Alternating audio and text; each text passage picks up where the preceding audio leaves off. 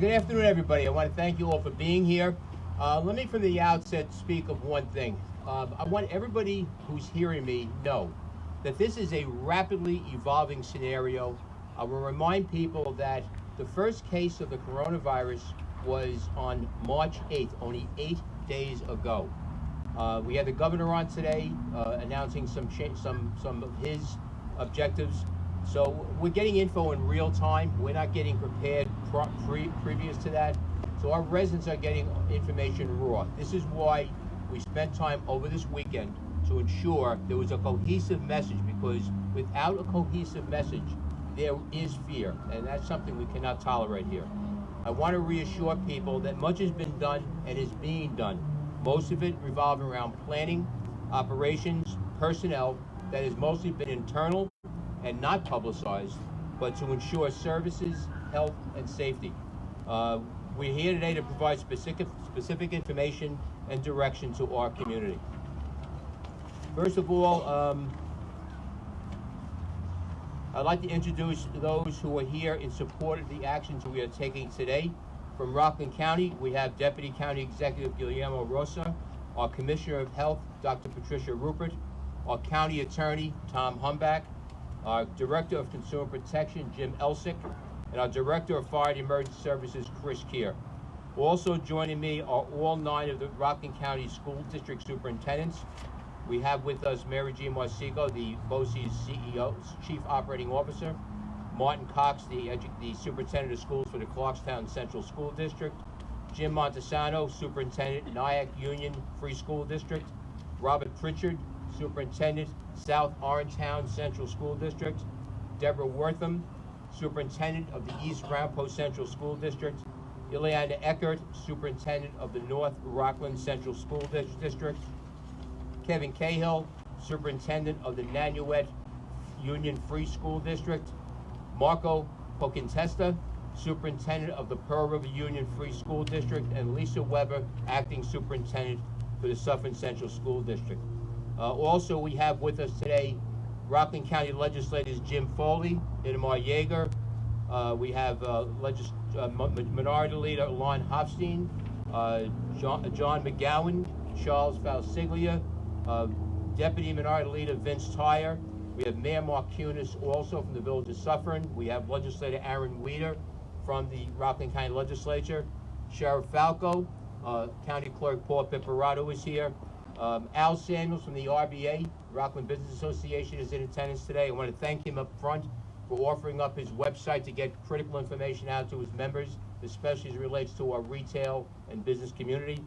The Jewish Federation, I believe we have, there we go, Gary Seipzer and Stephen Gold. I want to thank you for being here. We've seen a lot happen very rapidly here, and that does not work well when it comes to governance. But I just really want to get everybody up to speed as to where we are here in Rockland County. Before I joined you here today, I signed the paperwork to formally declare a local state of emergency for Rockland County. The state of emergency will be in effect for 30 days through April 15th.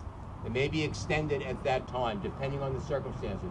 As you'll recall, the last time we were here doing this was during the measles epidemic. And also, I'm sorry, Senator David Carlucci, I just noticed over there. David, thank you for being here. There are 4 orders included as part of the declaration. Additional orders can be implemented as the situation is warranted. First is the emergency school closing order. Now, I want to take a moment to explain how we got here. County executives have no authority over school districts. That is just the way the law is written. The school districts have obviously run into a critical situation. It was twofold. Number one, the health and safety of the children and the families that they go back to, and also the 180-day mandate that they have to complete in order to get appropriate state funding. Friday, they were able to get a commitment from the governor that the 180-day mandate would be suspended. I had conversations with our state representatives, including Senator Carlucci, where they will try to codify that so they have that in place. So that left the 2 options here. The only 2 people who, after a declaration of an emergency, can close the schools is either the governor or the county executive. The governor opted at that time not to make a local decision. At that point, Mayor G. Marsico, the head of BOCES, approached me, told me very clearly that all of our superintendents of every district in this county were unanimous in saying they needed to have the schools closed. So that left it to me to make that decision, and that is just the way how we got here right now. This decision was basically made over this past weekend. This is based upon a request of Rockland County BOCES and all the local superintendents. And to that end, we're ordering all public and private schools that serve grades K to 12 to suspend all classroom and extracurricular functions for 2 weeks effective 12 a.m. Tuesday, March 17th. That is midnight this evening.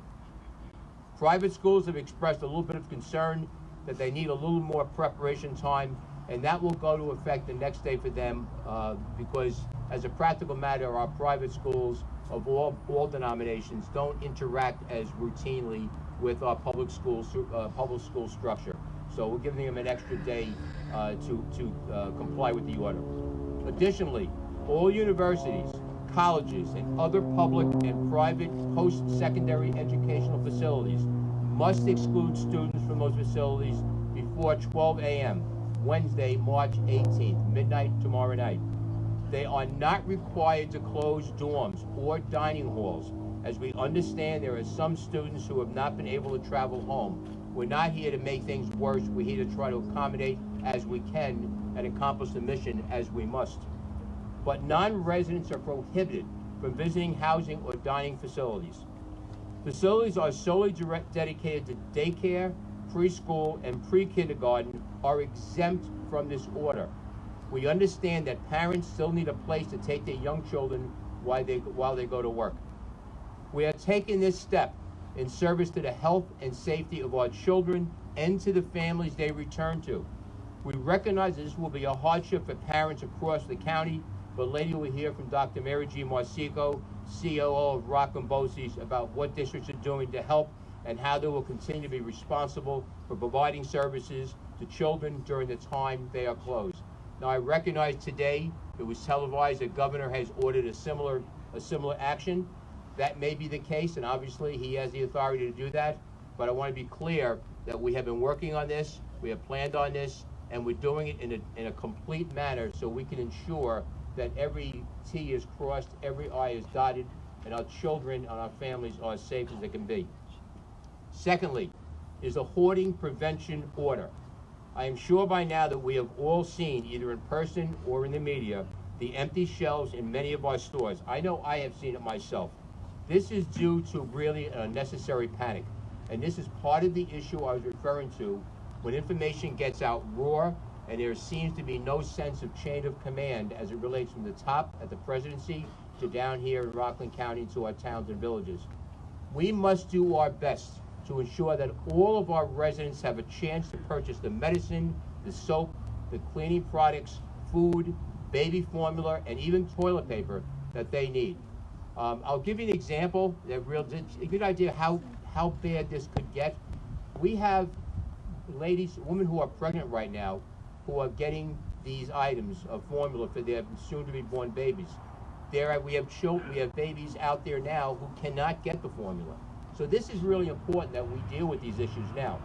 The full list of restricted items has been distributed by our Office of Consumer Protection, so local vendors and our inspectors will be visiting stores starting tomorrow to make sure this order is being followed. Generally speaking, under these orders, only 2 commercial units, think 2 bottles of hand sanitizer or 2 packages of toilet paper, can be sold to a household or business per day. We understand that this is an unprecedented situation and has made all people fearful, but we all are neighbors and we must do better. And we must take care of each other. That's the first part of what a community is all about. This order will allow more people to have a chance to buy the things that we all need in our daily lives. But we also want to commend the local stores who have already implemented these common sense limits. Thank you. Thank you for looking out for the people of this county. But I will tell you this, we are serious when it comes to those who do not comply with this law, the executive order. Our consumer protection people will be personally calling the stores in this county. They will be out tomorrow in force. They will be visible, and they will ensure that the people of this county get a fair shake when it comes to getting the basics they need to survive. I also want to ask our residents to report any instances of price gouging to our Office of Consumer Protection. There will be no tolerance for anyone trying to take advantage of the people of this county.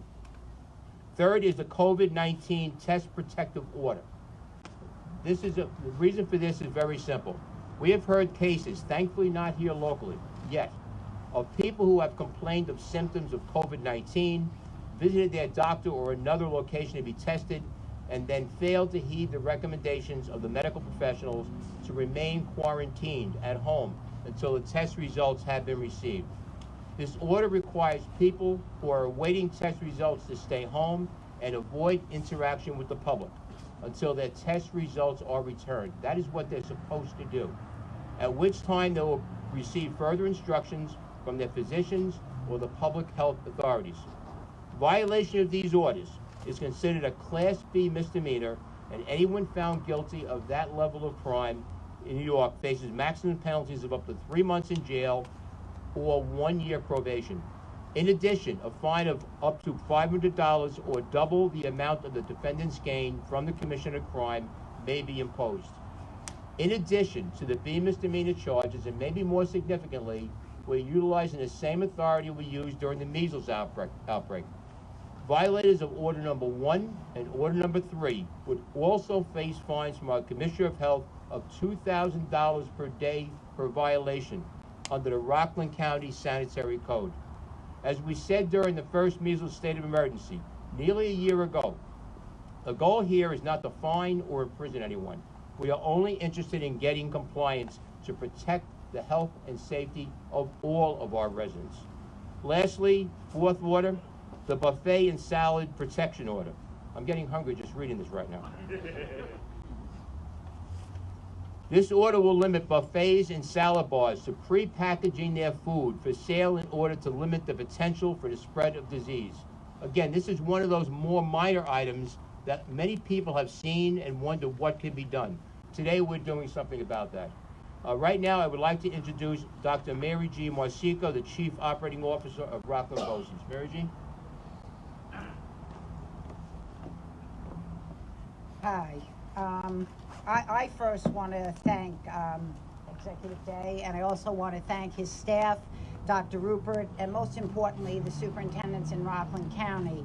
This was a very hard decision for us to make as governmental leaders, as education leaders, and mainly as public servants. All of us are here today committed to the well-being of our learners, of our staff, and of our citizens in Rockland County. All of our school districts are committed to ensuring that all students will continue to have access to educational activities, enrichment and reinforcement activities, and nutrition services during this time of crisis and disruption to our schools and our community. To the families that are out there, we understand the hardship that comes with this. Please listen to the messaging from your school districts. Listen to the robocalls, the text messages, the emails, and most importantly, regularly go on to your district's websites because the information is changing so rapidly. All of the superintendents are committed to having that information up to date as much as possible. In closing, we are committed to ensuring each district that every child that needs nutritional services will be getting them, and the plans for that are on the websites, the individual, or if they're not up, they will be by today, as will the closing procedures. As for the governor's statement on child care services, we just found that out, so really I'm unable to comment on that because we as a county are trying to figure that piece out. So I want to thank everyone. I want the families and the community of Rockland to know how much we, the school leaders, know how hard this is for families. We are here for you. We are doing the best we can. We will continue to provide education remotely. We will have distribution centers for the food, and we will continue to update you as information comes in. We know that working together with the county, listening to the Department of Health, and working with our school districts will allow this community to preserve itself and to move forward. So I thank you, Ed. Thank you, Dr. Marsico, and I want to acknowledge Dr. Marsico for her efforts in service to our children here in Rockland County. She does an amazing job. The actions today that we're taking are very specific. We are asking everyone to think long and hard about where they go and what they do over the next couple of weeks. This is the information we received from the federal government, Dr. Fauci, that the next 2 weeks may be critical. We must act to prevent the further spread of this disease. Right now, I would like to introduce one who led us through one crisis before and is in the midst of doing it a second time now, our Health Commissioner, Dr. Patricia Rupert. Dr. Rupert? Thank you, Mr. Day. Good afternoon. I am here today not to alarm anyone, but to inform all of you of what our community must do in the coming days to navigate through this situation with COVID-19. I have been advising all residents for the last week to practice social distancing, which means remaining out of congregate settings, avoiding mass gatherings, and maintaining distance of approximately 6 feet from others when at all possible. Today, I'm going a step further and asking residents to consider staying home as much as you can. We are seeing community spread of this disease, which means that you should prepare for possible exposure wherever you are. The surest way to prevent this and any disease is to avoid contact with it. I'm asking that residents who are able to work from home to please do so. Please do everything you can to minimize your contact with others. And for those who must go to work outside the home, you must very seriously follow the precautions that we've heard so much about. Wash your hands frequently. Avoid touching your eyes, your nose, and your mouth with unwashed hands. Avoid shaking hands. Routinely clean and disinfect frequently touched objects and surfaces. And I cannot stress this enough. If you are sick, stay home. For a quick update on our current cases, I will tell you that Rockland County now has a total of 18 positive cases of coronavirus COVID-19. Our Department of Health is working to track these cases, and we will make you aware of any public exposures as we go forward. There are not any additional public exposures as of early this morning, though again, this is an evolving situation and we'll update you this afternoon if there are. But as I said earlier, it's now possible that you could all be exposed to COVID-19 anywhere in our county. It's more important than ever that we as neighbors look out for those who are more at risk of getting very sick from COVID-19. And that includes older adults in your life, people with chronic medical conditions like heart disease, like diabetes, like lung disease. Please be a good neighbor and check in on them during this very trying time. So again, information, accurate information is imperative. We will contact you and let you know as we have further information. Thank you. I'll turn things back over to Mr. Day. Thank you, Dr. Rupert.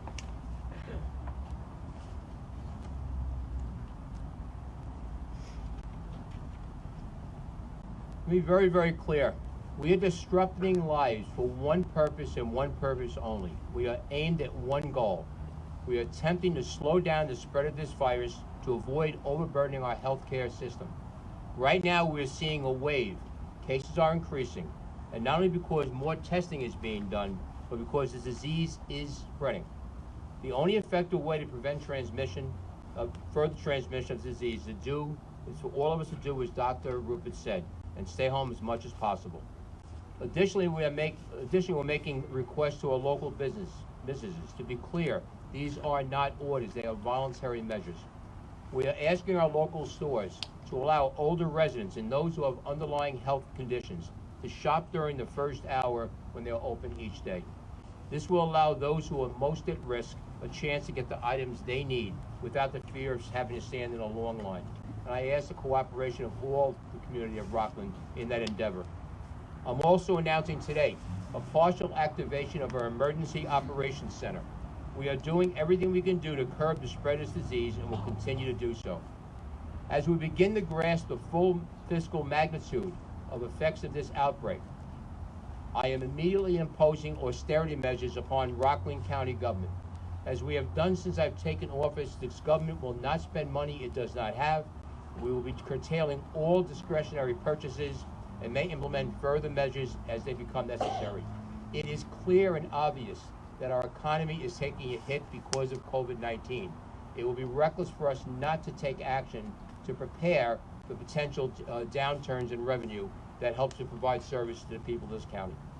However, know this, Rockland County government remains open for business and essential services will continue to be delivered, and our approach is systematic, organized, and intentional. We have evaluated our workspaces and are adjusting to meet the social distancing objectives. That said, some services that require face-to-face contact may be modified, in some cases curtailed. Please keep an eye on our website for changes to the in-person services now being offered. And as everybody knows, the governor today made an announcement, a summary announcement of reducing the workforce by 50%. Again, this is one of those things that I understand the governor's intention, but the best way we can get this done is to get it done at the local level, and a 50% number we will try to achieve and strive to. But understand this, in 2014, when I took office, we had 2,200 or so employees. Earlier than that, we had over 3,000. Right now, we have 1,709. We are still responsible to provide services, but we'll make every effort to comply with the direction of the governor. But as we take these necessary precautions, we must not forget about our friends and our neighbors. It is more important than ever that we come together, that we work together, that we support those who are struggling. With respect to our local restaurants, consider ordering takeout. As you know by now, they've all been shut down to having people come in and dine. I've heard so many of our great local restaurants offering new ways to serve you, either through delivery or by bringing their food to your car or as you wait in the parking lot. We are embarking on a very difficult journey, and I have faith in all of you, my friends and my neighbors. Together we can overcome anything that stands in its way. We have shown that time and time again over the last number of years here in Rockland County.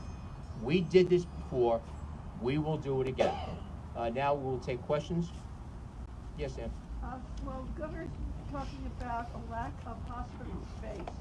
We were wondering if if there was any room left in summer that would be able to be accommodated this type of thing. The building A has been already transformed into office space, okay? But we have been doing, in order to try to address the health needs, one of the things I spoke of earlier, the planning that we've been engaged in, has been to identify those who have retired, those who have left the service, people from the healthcare professionals, to augment the people we have here right now in the health department. So that's where we're going to find some help, I believe. Yes, Keith. Okay. You said about people who get tested and don't follow the direction of the doctor that they'll be fined, or how are you going to know somebody got tested and violated that? It's just going to walk around the street. You have to know if they've been tested or not, and violated the doctor. We had the same situation with measles. Well, we do find out a fair amount of times, but again, the goal here is not to be punitive. The goal here is people to understand that it is critically important that they do follow the directions of a medical professional. At the end of the day, if somebody comes to our attention and they refuse to do what they have to do, our health department will impose the fines under the sanitary code. I'd say that would be. One second. Yes. Two-part question. Our health and safety obviously is the most important thing. As far as small businesses, who has the authority to declare a disaster? Because none of us in the business industry can apply for an SBA economic hardship loan to get us through these months unless we are declared a disaster. Who has that authority? Okay. Alice, as we communicated on Facebook yesterday about this very item, Yes. Alice Lender is one of our local proprietors for New City Bowl, a longtime friend. The emergency declaration is what I can do here. Right. The language seems to include disasters, so I don't know where the disconnect is, but certainly we'll have you converse with one of our attorneys from the county. On the website that you can't get on today, to be eligible, our area has to be on the list of disaster areas. Or we're not on. We will. Until we get on there, Alice. All right. We will look into it and see if we can get that done. Yes, Sarah? Your supervisors and police chiefs have asked for red flag addresses. Yes. Where people are either positive or in quarantine. Are you going to do that? We are in the process of doing it. As a matter of fact, after this meeting, our health commissioner, the balance we have here, and again, I'm speaking as a former law enforcement member, as you well know, Sarah.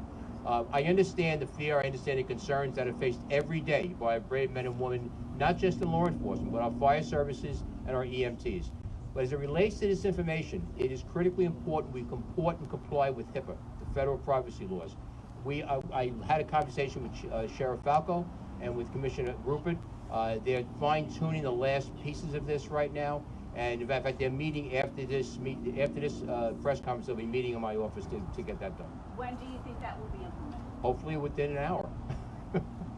Yes, Ed. The governor spoke of a drive-through testing station. Yes. Do you have any idea of when that's going to be open and what the protocols? We were briefed on that. If anybody didn't hit the question, the drive-through testing facility. We were informed last week by the governor's office and staff that they were planning on doing it at Anthony Wayne Park. They asked for us for some logistical opinions on what they were trying to do, and we did give it to them. We cooperated with them. It was supposed to be done, they were planning on Sunday initially, or Saturday initially, and then they held off to Sunday to Monday possibly. We're still waiting for them to do that. We're looking forward to having that happen here. That will be for Rockland residents, to be clear. All right, and again, if you are getting tested, they're going to register you to come, so we don't have a backup. But understand something, this is not for you if you just have a whim to get tested. I do not believe the protocol is going to allow for that. They're going to ask you very pointed questions, whether or not you're having symptoms. The same things they'll ask about that. And understand something, once you're tested, you're going to be quarantined in your home. You register through the New York State hotline. New York State Department of Health. No, to register for that, you Right. do it through, can you say it? Okay. Yes. Yes, we've been in conversation. The citizens of Stony Point are in a permissive referendum where we have to get 500 signatures in order to have a vote on a bond.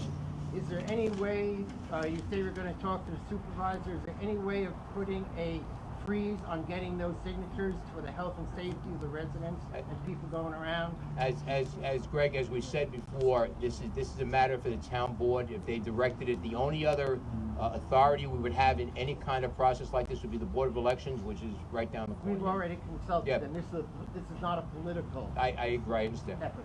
Okay. Any other questions?